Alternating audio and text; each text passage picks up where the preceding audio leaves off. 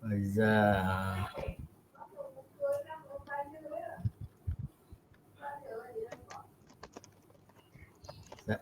Sekejap.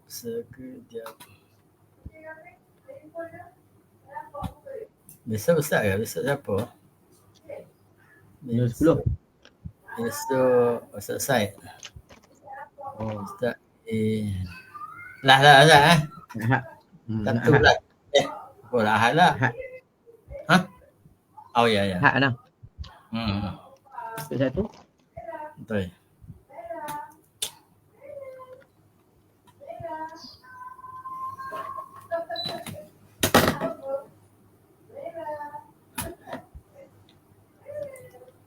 Okay, boleh dah Ustaz. Okay. Ada orang. Baik. A'udzubillahi minasyaitonirrajim. Bismillahirrahmanirrahim. Assalamualaikum warahmatullahi wabarakatuh. Alhamdulillah wassalatu wassalamu ala Rasulillah wa ala alihi wa sahbihi wa man wala. Segala puji dan syukur kehadrat Allah Subhanahu wa taala. Dengan izin limpah kurnianya juga dapat sama-sama kita bersiaran pada malam ini. Selawat dan salam buat junjungan mulia Nabi sallallahu alaihi wasallam bersama dengan seluruh ahli keluarga baginda serta para sahabat, tabi'in, tabi'ut tabi'in dan juga mereka yang mendahului akan kita yang dalam menegakkan kalimah la ilaha illallah Muhammadur Rasulullah. Bagi anda yang bersama dengan kami, terima kasih. Jangan lupa untuk like, share dan komenlah sesuatu yang baik-baik yang boleh kita kongsikan pada malam ini insya-Allah. Cuba kita ucap terima kasih terlebih dahulu kepada ayahanda penjelaras bicara online Raja Arsyad dan juga penajak utama kita yang sentiasa berdiri teguh untuk memastikan bicara online dapat disiarkan secara terus setiap malam. Dan juga sahabat jurubahasa isyarat saya, Cik Fariza, menemani anda bagi memudahkan untuk sahabat-sahabat kita mengikuti bicara kita pada malam ini insya-Allah. Dan sudah pasti sentiasa pada tiap-tiap malam kita bersiaran, kita akan bersama dengan asatizah kita untuk sama-sama kita ambil istifadah, ambil manfaatnya insya-Allah. Dan pada malam ini insya-Allah kita akan bersama Ustaz Farid Abu Aulia yang telah pun tiba tepat pada masanya. Ahlan wa sahlan, marhaban. Khabar Ustaz? Tengah baru nak betulkan mic ni. earphone. Tak apa. Ya. Alhamdulillah, baik. Apa khabar Ustaz? Alhamdulillah. Baik Ustaz. Baik. Ustaz di mana tu Ustaz? Saya tak sampai rumah juga. Di RNR Surau. Berdua nak balik ke Syalam pada Kelang Kering. Kapal. Oh, okey. Baik. Ni singgah RNR RNR ada exit Jelutong. Exit Jelutong tu ada surau tu kita berdiri. Masya Allah, meriah surau tu lagi malam ni. Alhamdulillah. Ada Ustaz Farid buat kuliah. Alhamdulillah. Hujan pula tu. Itulah. Yalah. Wa kana ardullahi wasi'ah bumi Allah ni luas. Alhamdulillah. Jadi kita boleh manfaatkan setiap ruang. Ya insya-Allah. Betul. Alhamdulillah. Baik Ustaz. Ustaz dah bersedia Ustaz nak menyampaikan sesuatu malam ni? Baik. Dapat tarik nafas Ustaz? Boleh? InsyaAllah. Baik. Jom kita sama-sama tadah ilmu bersama dengan Ustaz Farid untuk memimpin kita punya majlis ilmu pada malam ini. Fala tafadhal mashkura. Assalamualaikum warahmatullahi wabarakatuh. Bismillahirrahmanirrahim. Innal hamdalillah nahmaduhu wa nasta'inuhu wa nastaghfiruh. Wa na'udzu billahi min shururi anfusina wa min sayyiati a'malina. May yahdihillahu fala mudilla lahu wa may yudlil fala hadiya lahu. Asyhadu an la ilaha illallah wahdahu la syarika lahu wa asyhadu anna Muhammadan 'abduhu wa rasuluhu. Allahumma shalli 'ala sayyidina Muhammad wa 'ala ali sayyidina Muhammad. Rabbi yassir wa la tu'assir wa tammin min khair. Rabbi shrah li sadri wa yassir li amri wa hlul 'uqdatam min lisani yafqahu qawli wa la hawla wa la quwwata illa billahil 'aliyyil 'azim. Amma ba'd. Ayuhal mu'minun ittaqullah usikum wa iyaya bittaqwallah faqad fazal muttaqun. Alhamdulillah, yang berbahagia Rasul Fadilah Ustaz Nabi Ahmad sebagai moderator kita pada malam ini. Ayahanda kita Haji Muhammad Arsyad setia penganjur utama peneraju bicara online. Masya-Allah. Masya Allah, Masya Semoga Allah. beri kesihatan makin muda dan seri nampak. Amin. Amin, amin. Ya. Dalam keluarga Cik Fariza kita yang menemani dalam bahasa isyarat, alhamdulillah, dan semua jemaah muslimin muslimah hadirin dan hadirat yang bersama-sama dengan bicara online pada malam ini, alhamdulillah, syukur pada Allah. Alhamdulillah, syukur pada Allah. Malam ni dapatlah kita bersama-sama dalam siri bicara online dalam syarah perbahasan kita membincangkan tentang hakikat kehidupan. Tajuk besar kita, tajuk yang besar hakikat kehidupan, yang mana syarahannya bersandarkan kepada sifat wajib bagi Nabi SAW. Kita merujuk kepada kaedah mengambil kepada usul ataupun perbahasan sifat wajib bagi Nabi SAW, 4 sifat wajib, yang siddiq, amanah. Kalau ikut ijtihad pengajian kita, siddiq, amanah, fatanah, tabligh, sof. Kalau ikut jumhur, siddiq, amanah, tabligh, fatanah. Adapun khusus untuk perbahasan kita, sepanjang perbahasan kita akan gunakan kaedah sof, siddiq, amanah, fatanah, tabligh, yang telah ditahqiqkan oleh almarhum Tuan Guru Datuk Seri Abu Hassan Din Al-Hafiz. Suatu tahun cerita sikit lah kronologi ataupun asbabun nuzul hakikat kehidupan ni. 2013, sebelum kita teruskan tajuk kita pada malam ni. 2013 Allah izinkan bertemu dengan almarhum Datuk Seri Abu Hassan Din Al-Hafiz untuk membawa perbentangan perbahasan tentang kehidupan. Asal perbahasan adalah untuk membina kehidupan bersandarkan mukmin Muhammad yang terpuji, mukmin yang terpuji. Jadi alhamdulillah, antara teras yang kita bawakan adalah 4 sifat wajib Nabi itu. Sebab begini, sebab bila kita sebut tentang kehidupan, dia pergi kepada satu perbahasan yang kita boleh katakan yang pergi perbahasan terbuka. Kehidupan dia terbuka. Dia ibarat siapa-siapa boleh membincangkan dia, dan dia ibarat seperti tiada yang terikat dengan dia. Walaupun begitu, kita sedar bahawa kita ada akidah, kita ada iman, mengatakan bahawa sifat kepada kehidupan, hidup itu sendiri sebenarnya bukan milik pada manusia, milik pada makhluk. Hidup itu sendiri membawa pada masa yang maha hidup, yang hayat, yang yamun. Sifat Allah Ta'ala yang maha hidup. Maka kehidupan itu diberikan kehidupan, dihidupkan kita. Malah bila kita faham begitu, bagaimana sebuah kehidupan yang sifatnya bukan dari makhluk, tiba-tiba makhluk seakan mengungguli perbahasan. Akulah hidup aku, macam itu ibaratnya. Ikut akulah. Tips kehidupan, tips 1, 2, 3, betul, banyak kita boleh tengok tips-tips yang dibentangkan. Namun adakah ini selari dengan asal kehidupan kita yang mati ini, yang kita tak ada pun kehidupan? Allah berfirman dalam surah Baqarah 28, kaifa takfuruna billahi wa kuntum amwat. Bagaimana kamu boleh kufur dengan aku sedangkan kamu sebelum ni mati? Nampak makna kata macam mana kita ni boleh membincangkan kehidupan, malah kadang-kadang nampak keadaan sebagai dialah yang pandai dalam hidup di mana-mana, sehingga lupa perbahasan yang maha menghidupkan. Tertinggal jauh sehingga sanggup dia kadang-kadang membelakangkan asas kepada kehidupan itu akidah. Lalu di situlah kita cari jalan. Macam mana cara kita nak agama, ya, kita dah ada pegangan, tapi bagaimana kaedah nak memastikan hidup kita berteraskan juga agama. Maka kita lihat kembali kepada surah Al-Fat ayat 28, wallazi arsala rasulahu bil huda wa dinil haqq liyuzhirahu 'ala ad-dini kulli wa kafa billahi shahida. Terujuk pada surah Al-Fat ayat 28, Allah SWT memutuskan bagi Nabi Muhammad SAW untuk liyuzhirahu 'ala ad-dini kulli. Ini yakni din, inna ad-dina indallahil Islam, dan juga merujuk din, the way of life. Maka di situ kita nampak bahawasanya kehidupan ini nak mau tidak mau mestilah kembali kepada putusan, yakni siapakah yang diputuskan oleh yang maha menghidupkan, yakni Allah. Maka itu merujuk pada bagi Nabi Muhammad SAW, para anbiya, dan kita umat Nabi Muhammad SAW.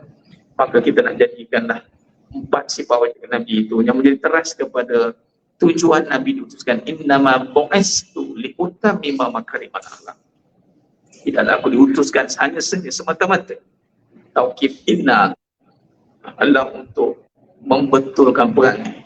Perangai inilah kehidupan. Itu cerita bermula. Sebab hidup ni, contohlah Mas sekalian, nak tengok besar tak besar perangai dalam kehidupan ni. Walaupunlah kita tafsirkan kehidupan dengan keadaan yang kita ada, tapi semua yang kita ada tidak bermakna kalau perangai kita tak betul. Contoh perangai kita ni, katalah buruk. Ada keluarga pun tak ada kehidupan pun, macam rumah tangga, buruk perangai.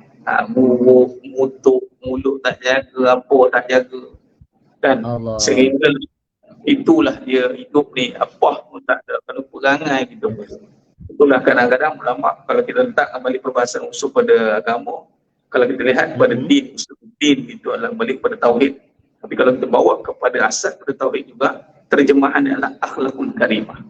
Orang yang benar-benar bertauhid itu, kalau kita lihat kepada kitab tazkiyah iaitu nafs, Dr. Syed Awar, dia menterjemahkan takhalluq Nabi Muhammad SAW itu takhalluq bil akhlaqillah, berakhlak dengan akhlak Allah. Jadi akhlak Allah bermaksud dengan sifat-sifat terpuji, maha terpuji itu diterjemahkan oleh baginda Nabi Muhammad SAW dengan sifat Ahmad, Muhammad terpuji, maka membentuk satu kehidupan. Itu mana kehidupan tu apabila gabungan perbuatan-perbuatan yang membentuk kesejahteraan. Oh, ini orang Islam. Tanya macam itu maksud Islam yang terbina daripada al-muslimu man salima muslimu bil lisani wa yadi. Jadi dia membentuk kehidupan yang orang duduk dengan dia, mulut aku datang kamu ni mat, daripada aku bimbang jadi terbimbing. Aku dulu datang dengan kebimbangan, duduk dengan kau rasa terbimbing. Dia jangan terbalik ni Mas Dah. Elok orang tu tak ada kebimbangan, dia orang kata apa? Sembang bikin bimbang. Tu dia. Ada orang ni dia sembang bikin bimbang. Elok-elok aku tak fikir apa-apa, kau ni membimbangkan aku. Sehingga kan Nabi SAW ketika memberi pesanan kepada Sa'ad bin Abi Waqqas, satu hadis maupun hadis, ketika nak pergi ke China, Nabi berpesan yasiru wala tu'asiru, permudahkan jangan susahkan, wa basyiru wala tunafiru, kabarkan berita gembira, jangan kau suka membimbangkan, jangan pergi orang risau. Nampak? Itu muslim kehidupan yang membawa kepada iman.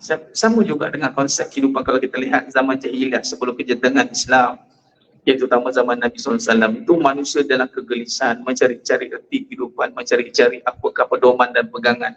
Datang iman, lega.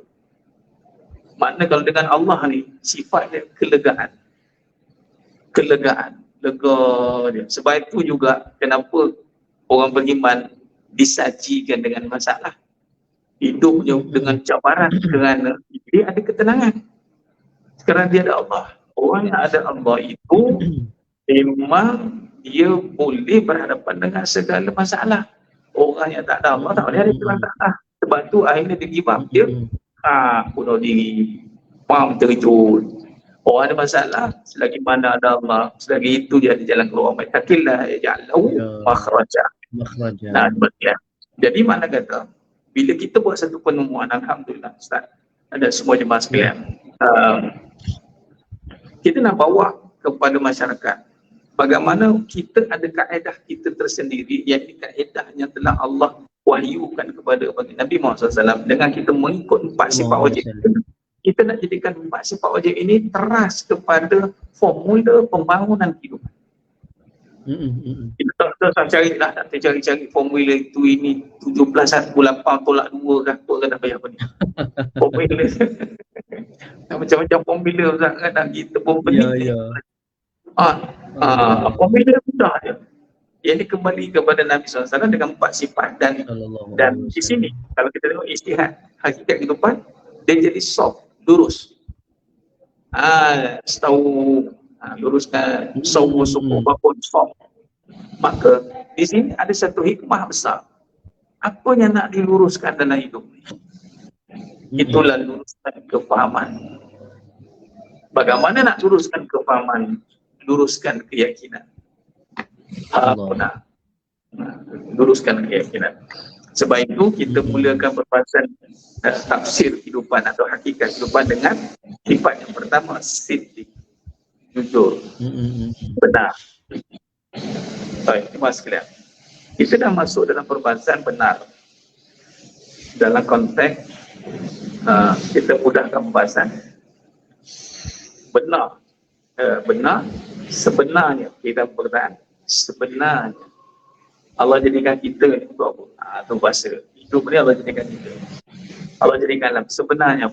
Dia kena pergi kepada soalan yang membawa kepada kalimatul haq, kalimatul thayyibah. Benar ni wa qulil haqqu min rabbikum. Jadi mesti bawa balik kepada Allah dan soalan kebenaran ataupun soalan untuk mencari kebenaran, masalah soalan yang membawa kepada sifat kehambaan dan membongkar tanda-tanda kekuasaan. Itu soalan yang benar. Kalau soalan itu dia terbalik, membawa kepada keakuan, kebenaran, keadaan, dan juga perasaan, keadaan, kebenaran. Perasaan ini, soalan perasaan biasanya akan terkait dengan keadaan dan kebenaran benda. Jadi soalan yang membawa kepada cenderung kepada keadaan. Contoh, kenapa susah? Kenapa susah? Ada bertanya keadaan tu. Sebenarnya bukan perlu dipersoalkan keadaan tu.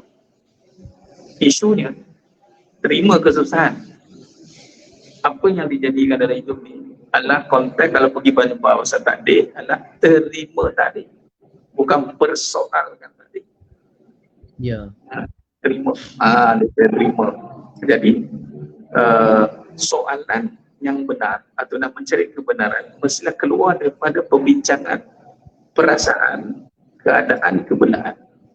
Dia mesti pergi kepada kehambaan dan kekuasaan. Iaitu soalan macam tadi. Walaupun pertanyaan kenapa Allah jadikan kita, itu bukan keadaan, itu persoalan mencari tanda-tanda kebesaran Allah. Sebab Allah suruh tengok wa fi anfusikum afala tubsirun. Apa dia kamu perhatikan. Dan kalau tengok pada anak pun Allah suruh jadi inna fi khalqis samawati wal ardi wa ikhtilafil laili wan nahari la ayatil li ulil albab. Itu maksudnya soalan yang berkaitan tentang diri dan alam. Bukan keadaan kita susah senang, kenapa aku sakit, kenapa aku susah, kenapa orang suka, kenapa tak suka.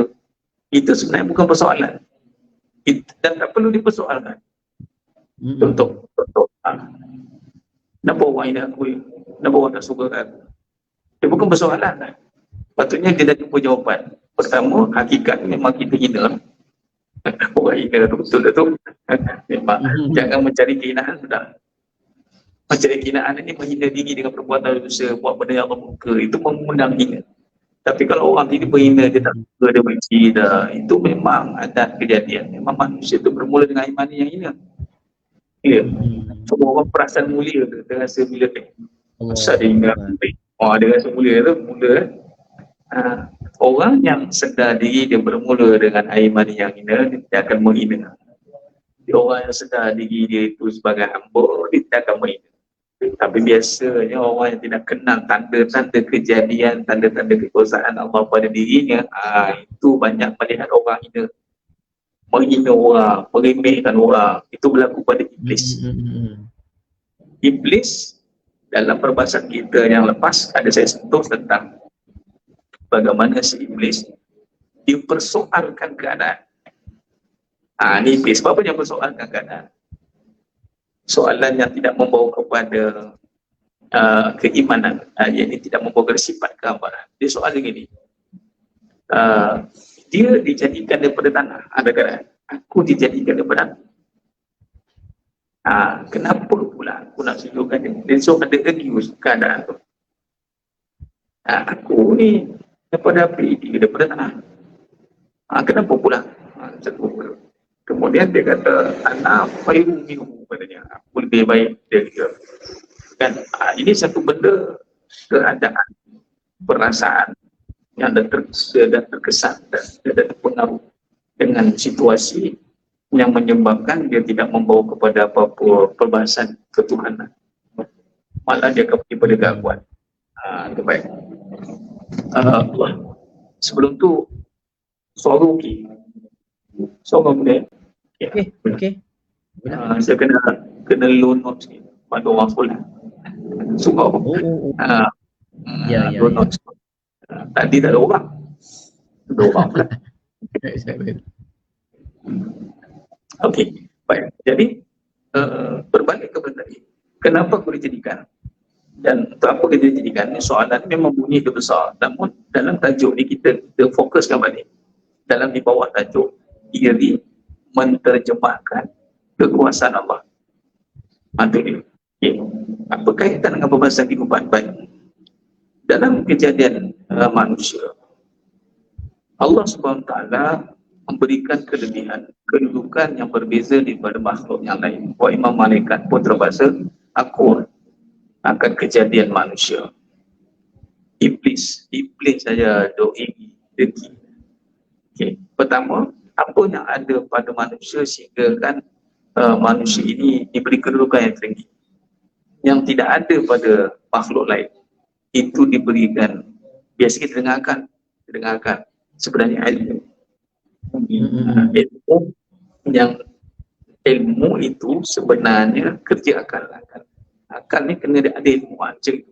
Sebab itulah ilmu ada pada manusia kerana dia berakal, ataupun akal Allah berikan pada manusia kerana hendak padanya ada ilmu. Wa 'allama Adamal asma'a kullaha summa 'aradahum 'alal malaikah. Al-Baqarah ayat 31.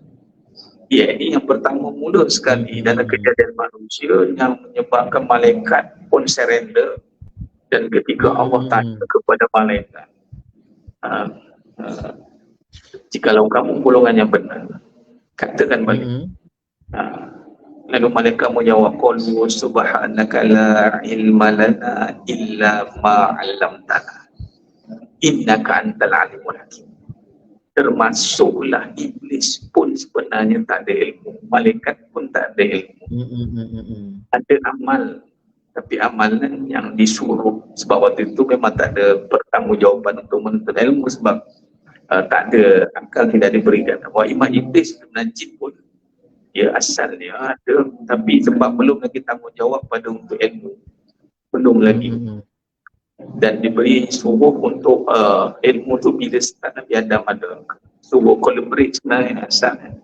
Collaborate, hormat tu collaborate agar sama-sama dapat ilmu tu. Sekali iblis sombong sebab dia dapat pengalaman, dia relax. Aku senior, ibu nak belajar dengan junior. Macam tu lah. Akhirnya si iblis ni telah berada pada kedudukan yang paling rendah. Rendahnya iblis ni kerana dia tak gunakan akal yang Allah bagi kat dia tu untuk taat kepada Allah. Nafsu dia tak mengatasi akal dia, dah tak waras.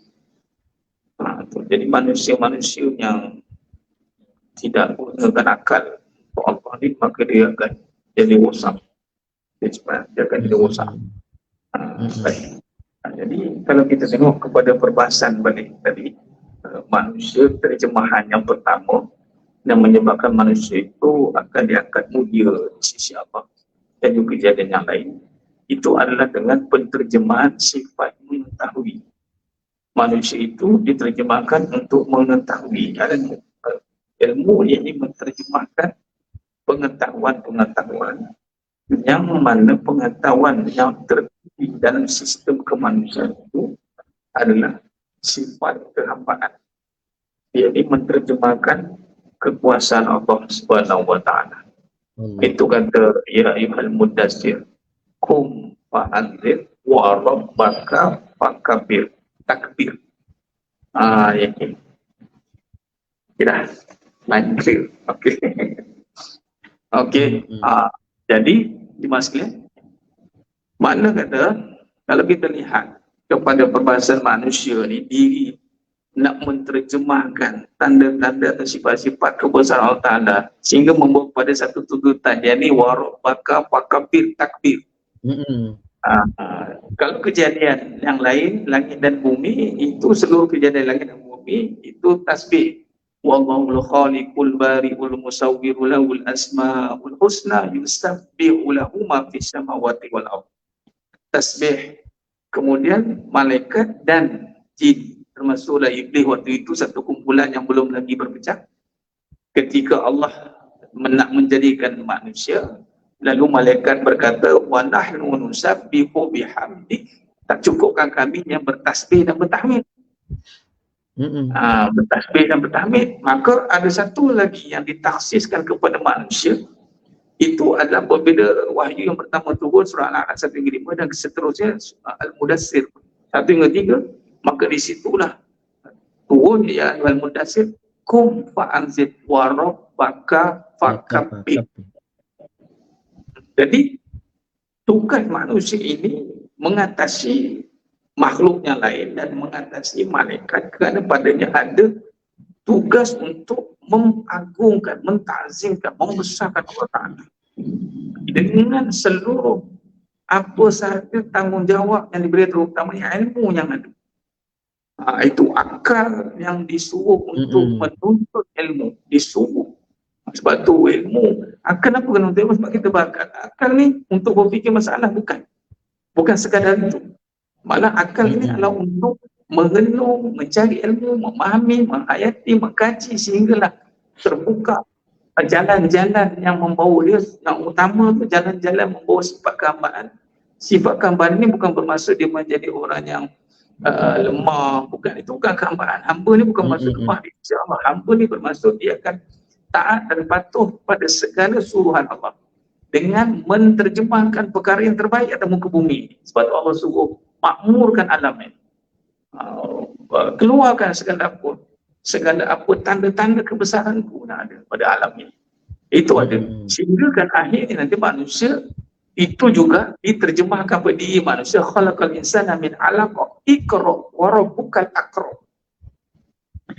Pada diri manusia ini jemaah sekalian, asal pada segumpal darah daging, daripada air mani pun daging menjadilah fetus semua berkembang. Akhirnya Allah suruh baca balik dengan nama-nama Iqra wa rabbukal akram. Ini digandingkan dengan manusia ini. Rupanya pada manusia itu juga bila sebut tentang ilmu, maka terkandung segala kesempurnaan ilmu Allah Ta'ala pada manusia itu. Wa nafsi wa masawwaha. Yang membawa kepada manusia itu, kalau tidak membawa kepada perbahasan tentang membesarkan Allah, takbir, di sinilah akan bermulanya episod takbur.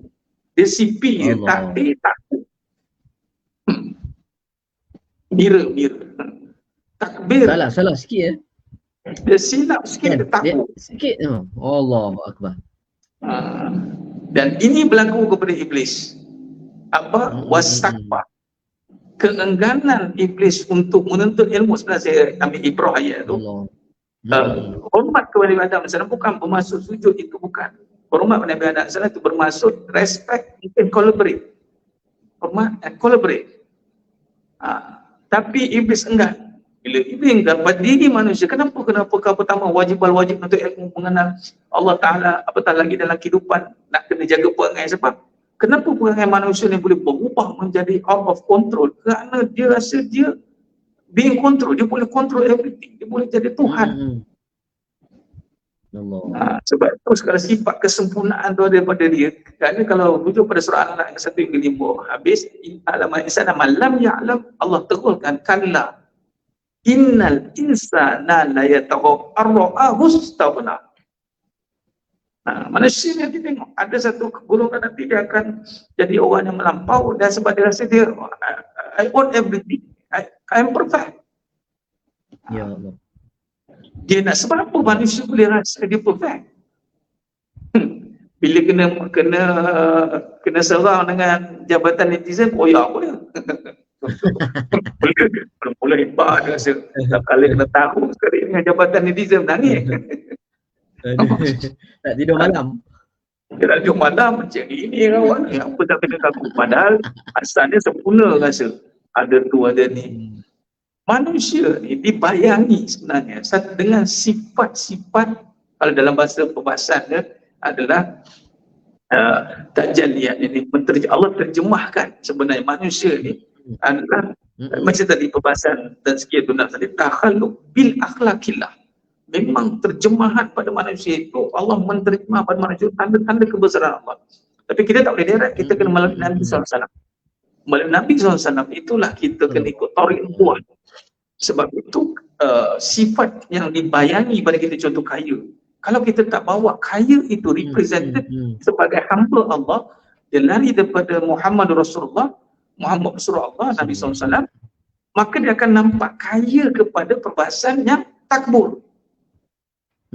Kaya dengan harta, dengan meremehkan orang, merendahkan orang. Ini jadinya dia meremehkan. Dia jadi masalah. Saya bila perhati dalam pembahasan diri menterjemahkan kuasa Allah, cukup takut. Sebab apa? Sebab pertama, dengan sifat mirror tu sangat sipit. Keduanya, bila kita tidak sentiasa kembali, kita tidak buat muhasabah, buat fasakir fa'inna zikra, kita tak ulang-ulang, kita akan slip second. Lepas kita akan slip second, itu kan ada perbahasan tentang ujub, rasa macam hebat juga ni ya. Dia rasa hebat juga ya. Padahal orang tak tahu pun. Orang tak tahu. Pak kata almarhum Tuan Guru Datuk Ismail Kamu kata apa dalam bidang rawatan, kata ujub ni bahaya katanya. Baru lepas ubat katanya, duduk nyandok sikit dia katanya, boleh tahan juga aku. Habis pahala. Ya Allah. Habis. Mesti kau ya Allah. Sebab apa? Sebab apa ni masalah? Sebab kita sebenarnya membawa sifat kebesaran Allah yang kita kena berhati-hati. Itu yang kita takut sehingga kan la anzalna hadzal qur'ana ala jabalin la ra'aitahu khashi'an mutasaddian min khasyatillah. Kalau ikutkan binaan gunung besar, mas sekalian, apa nak ditakut?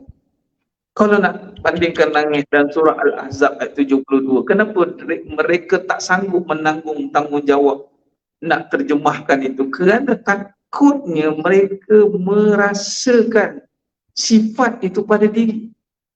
Ni kata ada perbahasan, tak tahu tu katanya air tak bercampur dengan minyak tu sepatutnya. Ada juga terjemahan dosa pahala tak akan bercampur. Tapi yang utama tengok sifat ketuhanan, kekuasaan Allah tak akan bercampur dengan makhluk ni. Makhluk surat mati. Tak boleh sebenarnya. Kaya. Tiba nak kata kita.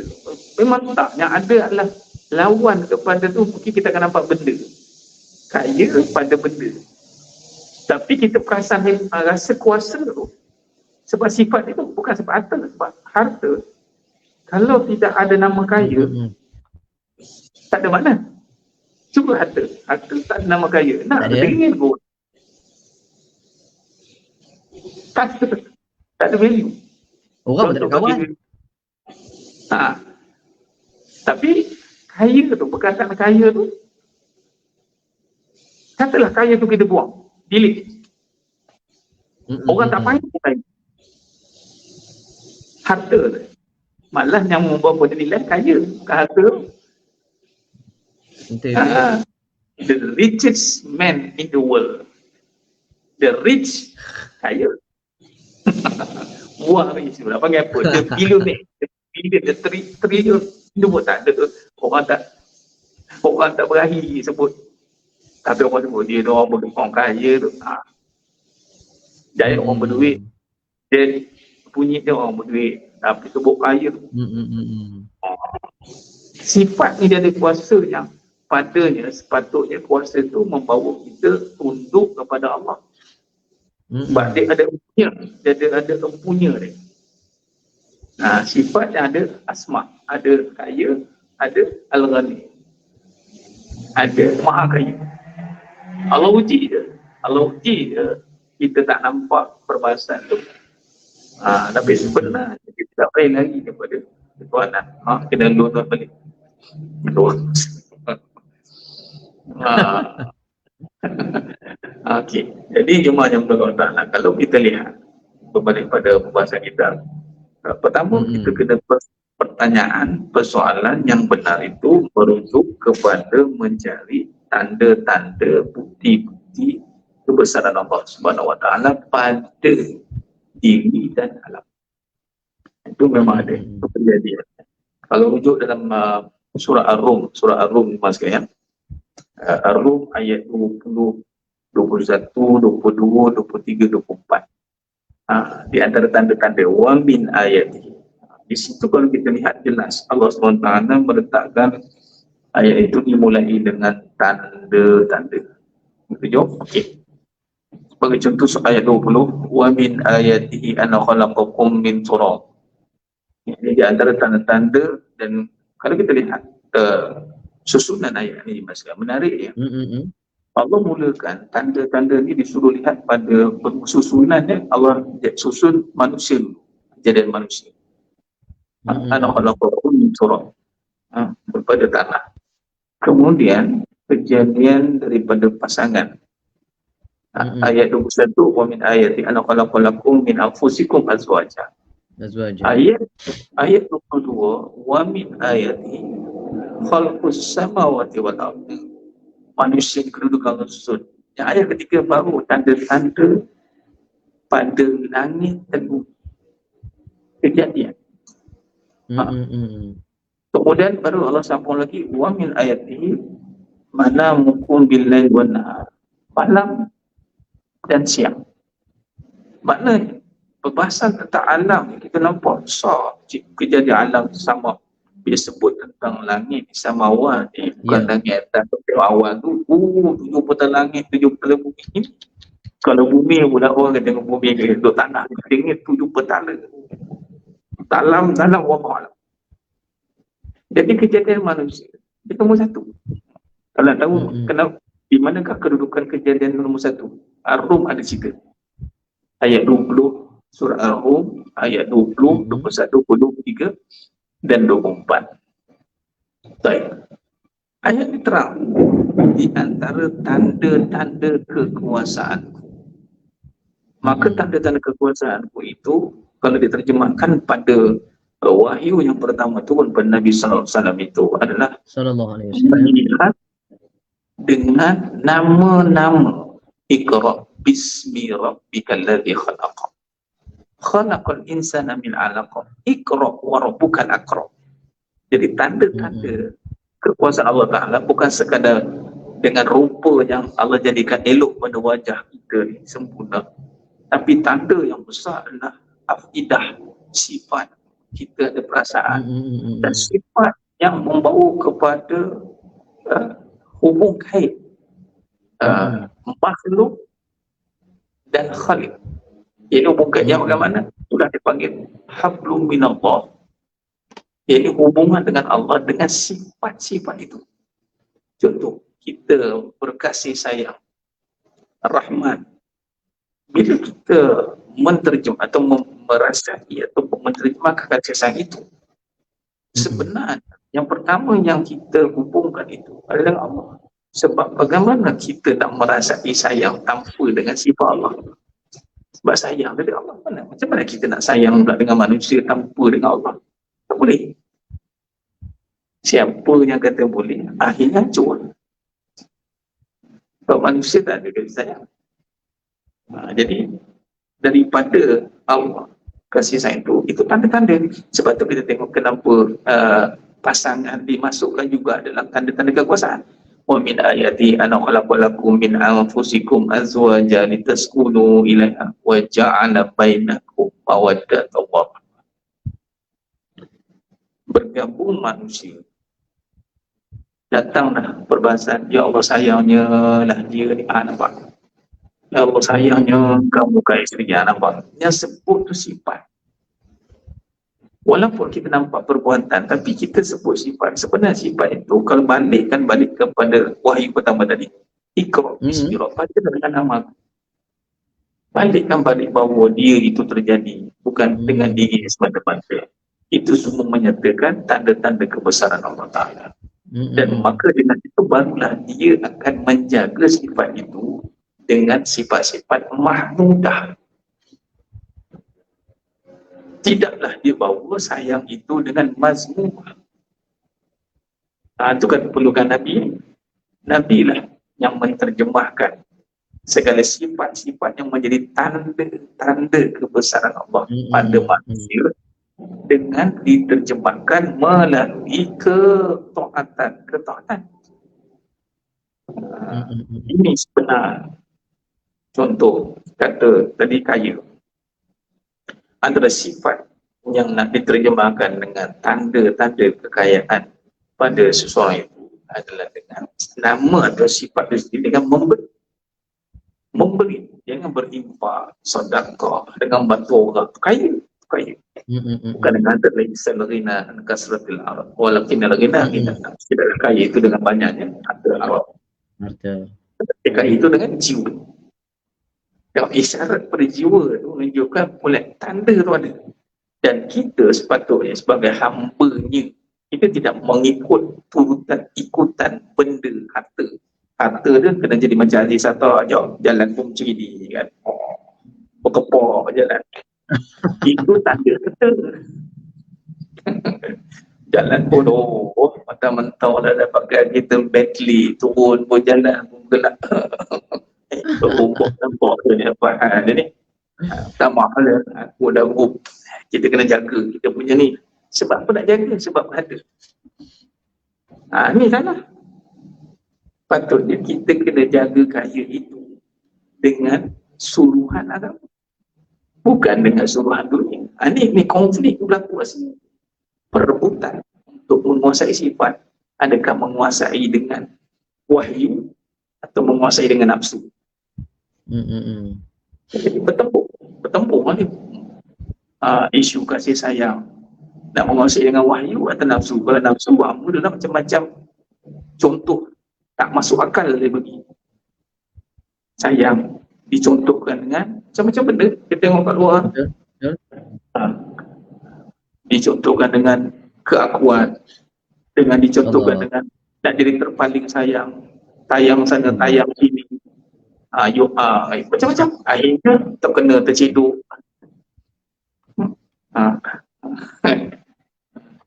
Macam-macam. Ayat dia sifat yang diamanahkan kepada manusia untuk ditakbir sehingga mampu takbir hingga kita membesarkan Allah, diurus dengan wahyu, atau akhirnya rosak disebabkan nafsu. Itu Allah katanya. Bukan sekadar rosak benda ni, benda-benda ni hancur, bukan. Sifat tu rosak, maka kita merosakkan pula ke dunia. Allah tak bagi kita rosakkan dunia, wala tusidu fil ardh. Tapi kerana kerosakan jiwa dan sifat tadi telah diambil oleh nafsu, maka berubah menjadi tamak, halubu, rosak, bunuh, berlaku. Jadi kesimpulannya maksudnya, apa yang kita boleh ambil poin penting. Tadi kita bincangkan bagaimana persoalan itu kena bentukkan. Jangan kita salah dalam menilai kehidupan dengan itu tidak membawa kepada persoalan yang membawa kepada sifat kehambaan. Rupanya kita pergi kepada mempersoalkan. Itu jangan. Itu keadaan. Kita kena pergi. Ada isu-isu yang berlaku. Itu kita perlu bukan persoalkan, kita kena urus dan selesaikan. Adalah isu kita. Bukan persoalkan, tapi setelah kita mampu merasai sifat kehambaan melalui terjemahan perbahasan untuk kaitkan diri kembali kepada kekuasaan Allah Ta'ala. Di mana mulai Allah Ta'ala kaedah perbahasan dia. Wallahualam. Ustaz. Alhamdulillah. Baik. Terima kasih Fadil Ustaz. Cerita panjang lebar tentang bagaimana hakikat kita hari ini Ustaz ya. Allah datangkan ujian-ujian yang sepatutnya kita semakin menunduk. Tetapi apabila dengan ujian nikmat itu sendiri yang paling kita bimbang. Kalau ujian cabaran ini Ustaz, saya yakin kalau kena aksiden, kalau kena curi, kalau kena malapetaka, musibah, kita boleh menangis dan kita minta lagi pada Allah. Tapi paling bimbang bila musibah dalam bentuk saya sebut tadi, kebendaan. Dia datang keadaan macam, wah, orang puji aku, best lah. Orang kenal aku, seronoknya. Dia dah mula dah. Padahal tu kita biasa-biasa saja. Tapi bila pula sekali kita diberikan satu lagi pangkat, diberikan dengan harta, Kita awal ni kita mudah untuk bersedekah, akhirnya kita jadi kerikut. Dan kita berkira-kira ni benda-benda yang berlega-lega di keliling kita. Ustaz Maksudnya bila ujian dalam bentuk kebendaan macam saya sebut tadi, itu yang paling susah kita nak berdepan. Kalau ujian dari sudut musibah, kita boleh menangis, kita boleh merayu ke Allah Ta'ala lagi. Tapi kalau ujian kebendaan ni Allah, rata-rata kita lah takut tergelincir macam sebut tadi lah. Daripada takbir jadi takabur. Allahu Akbar. Ni kita kadang Allah. Sikit je Ustaz. Sikit je kan. Allahu Akbar. Ni perkara yang boleh kita buat jadi muhasabah buat kita. Pada malam ni Ustaz lontarkan, nampak Ustaz sibuk-sibuk pun dalam perjalanan sanggup berhenti sekejap, berhenti kat surau. Surau tu tak ada orang. Jadi imarah malam di surau tu. Kau dengar Fadil Ustaz menyampaikan ceramahnya. Ni kita pun nak macam tu.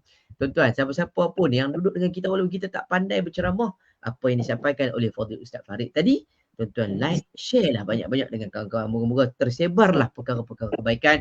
Moga-moga nasihat itu untuk diri kita sendiri, bukan untuk orang lain, bukan mencari celah, mencari kekurangan yang sedia ada pada orang lain, tapi pada diri kita. Untuk kita baiki sama-sama, untuk kita menasihati sama-sama saudara kita.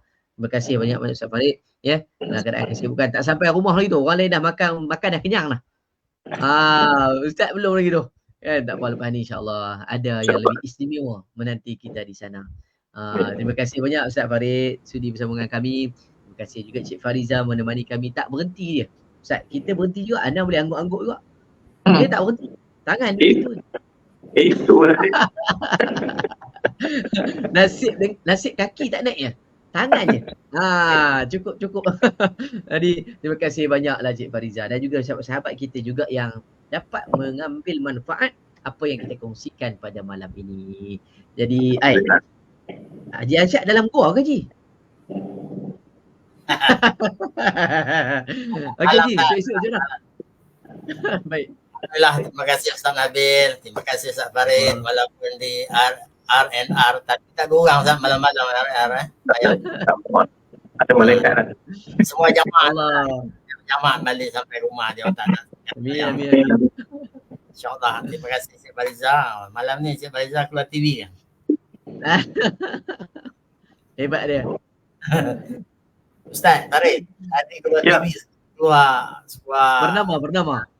Bicara online pula. Tengok 2 kali. Mantul betul. Tanah. Alhamdulillah, insyaAllah untuk malam esok kita akan bersama dengan Ustaz Said Nur Syam, Tuan Padang, dan juga tetamu malam esok ialah Ustaz Umar Aziz. Untuk malam esok, insyaAllah terima kasih semua penonton malam. Alhamdulillah kita jumpa lagi malam esok. Assalamualaikum warahmatullahi wabarakatuh. Waalaikumsalam warahmatullahi wabarakatuh. Jadi Ustaz Farid, selamat dalam perjalanan. Terima kasih Ustaz Nabil. Alhamdulillah, terima kasih dan jabatan. أعوذ بالله من الشيطان الرجيم بسم الله الرحمن الرحيم تبارك الذي بيده الملك وهو على كل شيء قدير الذي خلق الموت والحياة ليبلوكم أيكم أحسن عملاً وهو العزيز الغفور الذي خلق 7 سماوات طباقا ما ترى في خلق الرحمن من تفاوت فارجع البصر هل ترى من فطور ثم ارجع البصر كرتين ينقلب إليك البصر خاسئا وهو حسير ولقد زينا السماء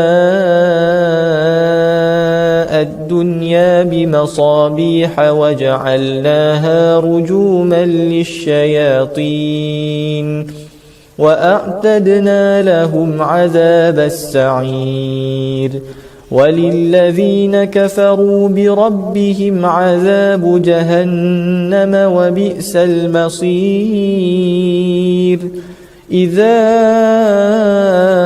ألقوا فيها سمعوا لها شهيقا وهي تفور تكاد تميز من الغيظ كلما ألقي فيها فوج سألهم خزنتها ألم يأتكم نذير قالوا بلى قد جاءنا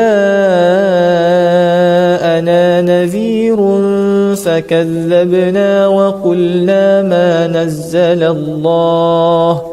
وقلنا ما نزل الله من شيء إن أنتم إلا في ضلال كبير وقالوا لو كنا نسمع أو نعقل ما كنا في أصحاب السعير فاعترفوا بذنبهم فسحقا لأصحاب السعير إن الذين يخشون ربهم بالغيب لهم مغفرة وأجر كبير وأسروا قولكم أو اجهروا به إنه عليم بذات الصدور ألا يعلم من خلق وهو اللطيف الخبير هو الذي جعل لكم الأرض ذلولا فامشوا في مناكبها وكلوا من رزقه وإليه النشور أأمنتم من في السماء أن يخسف بكم الأرض فإذا هي تمور أم أمنتم من في السماء أن يرسل عليكم حاصبا فستعلمون كيف نذير ولقد كذب الذين من قبلهم فكيف كان نكير أولم يروا إلى الطير فوقهم صافات ويقبضن ما يمسكهن إلا الرحمن إنه بكل شيء بصير أمن هذا الذي هو جند لكم ينصركم من دون الرحمن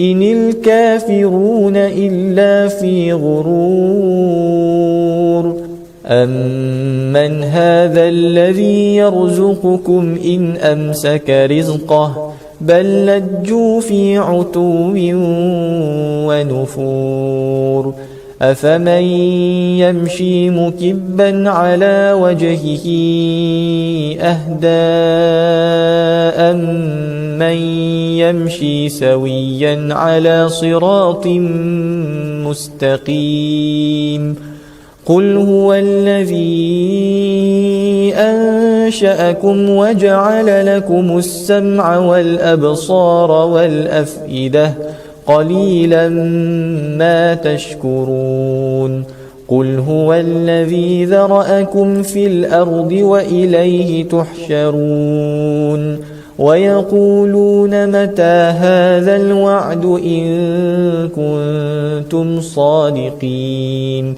قل إنما العلم عند الله وإنما أنا نذير مبين فلما رأوه زلفة سيئت وجوه الذين كفروا وقيل هذا الذي كنتم به تدعون قل أرأيتم إن أهلكني الله ومن معي أو رحمنا فمن يجير الكافرين من عذاب أليم قل هو الرحمن آمنا به وعليه توكلنا فستعلمون من هو في ضلال مبين قل أرأيتم إن أصبح ماؤكم غورا فمن يأتيكم بماء معين صدق الله العظيم